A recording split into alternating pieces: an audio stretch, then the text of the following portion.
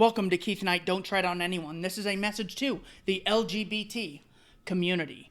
Now, here are a number of objections to gay marriage, which was the primary focus of the community for the longest time. It lacks tradition. Well, just because something has been happening for a long time doesn't mean that it's morally justified. What next? People getting married to animals? Well, that's a bit of a non sequitur. The claim is two consenting adults have the right to get married, even if they are the same sex.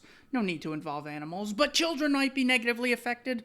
Well, children might be negatively affected by straight marriage. Doesn't mean only the state can tell us who to marry. They might be negatively affected by divorce. Doesn't mean you have the right to forcibly stop people from getting divorced. It's unbiblical. Well, a lot of things are unbiblical just because a group of people 2,000 years ago wrote words down on paper and gave their opinions. No more obligates me to that book than a book by Aristotle or John Locke or Karl Marx.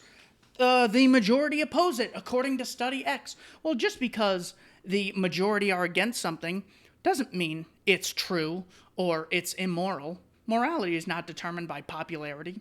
But if we endorse it, we'll have more of it, and then AIDS will spread, and that will be dangerous, and that will be an unsatisfactory situation. Well, maybe, maybe not. Diseases can spread, but that doesn't justify you not allowing two people to engage in a voluntary contract. What's the big deal? It's just a title. Well, if it's just a title, then let them have the gay marriage title, since it's just a title. Or marriage is for procreation. That's the purpose. Gay people can't procreate, therefore they shouldn't be able to get married. To which the LGBT community says, so old people who are infertile can't get married? Or if a couple doesn't plan on having kids, then they can't get married. Only couples planning to procreate are allowed to get married. So they take the logic and apply it consistently. Or it promotes degeneracy. Well, even though some negative effects might result, doesn't mean you have the right to forcibly stop two people from engaging in a contract. Now, needless to say, the community says none of these objections are legitimate and they're more or less the same ones. However, these are the same objections the LGBT community has to libertarianism. But it's never been tried before, but we've had a government for so long and this is the way the rules are. And if you don't like it, move to Somalia. Well, just because we've traditionally had governments doesn't mean they're morally justified. Oh, well, what next? We'll have people killing and eating each other? Well, that's a ridiculous slippery slope and a non sequitur. Or what next?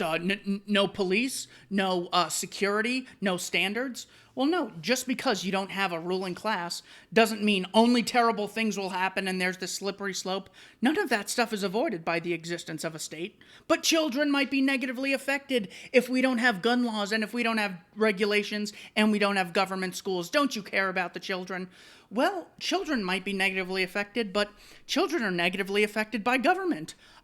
Waco, Hiroshima, every time the government invades a country, they're negatively affected by schools that teach them nonsense or put their parents in cages for victimless crimes or cage them for totally peaceful actions, that lemonade stands that are unlicensed, etc.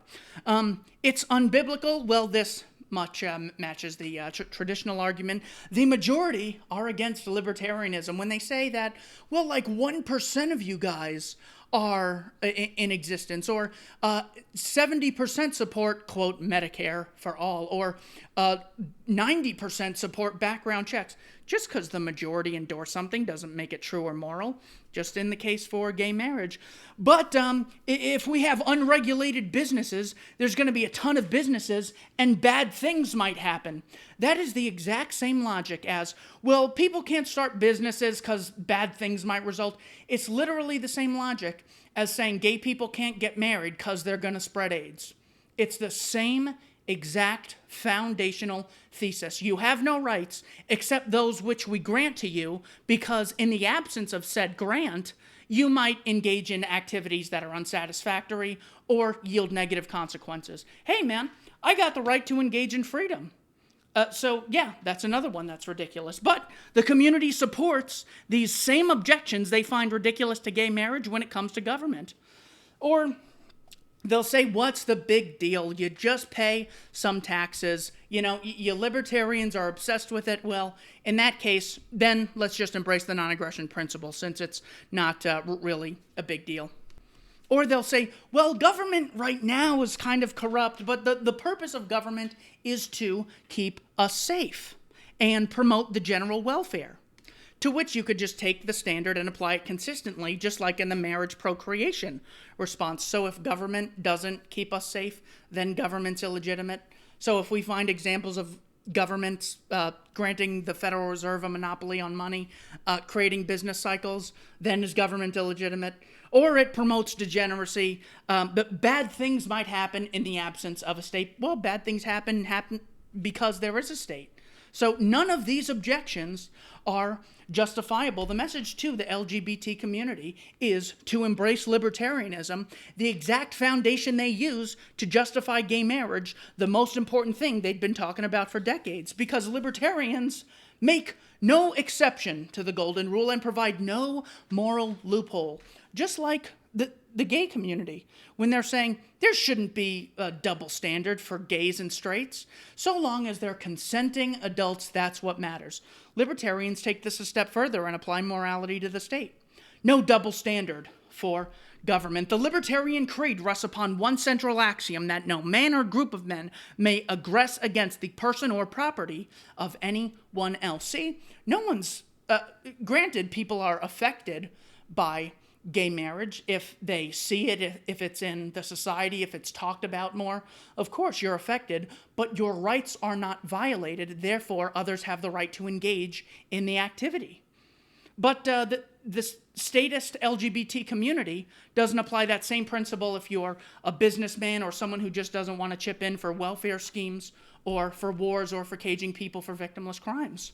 In other words, libertarianism says it is illegitimate to engage in aggression against non-aggressors. So totally engage in all the freedom you want, so long as you don't initiate aggression against non-aggressors or peaceful people, because that in turn inflicts with their freedom and their ability to live the life that they want to live for themselves, because they have self-ownership as well. Now, does gay marriage violate the non-aggression principle? The answer is, of course, not. So in other words, the solid grounds that they're making this argument on are totally libertarian grounds. So when they say, well, we believe in equality and we want equality for both gays and straights, well, if you advocate statism, you are literally saying a majority of 530, if you're in America, let's say, a majority of 535 congressmen have the right to coercively rule 330 million Americans. That's what you're saying. Is that equality? Some people have rules that you have to abide by, and you get caged if you don't abide by them, by their enforcers. Some people get to collect money coercively, others earn it voluntarily. Some people force you to do things, others engage in negotiation, non-state actors. Well, that's not equality. How can you claim to support equality when you believe in totally different sets of rules for different groups of people? Another message of the community is to coexist with one another.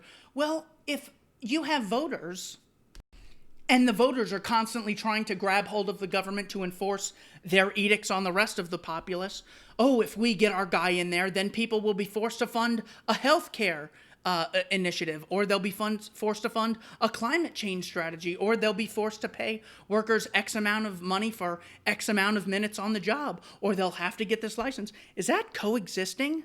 Using the state to initiate violence against others? Is that really coexisting?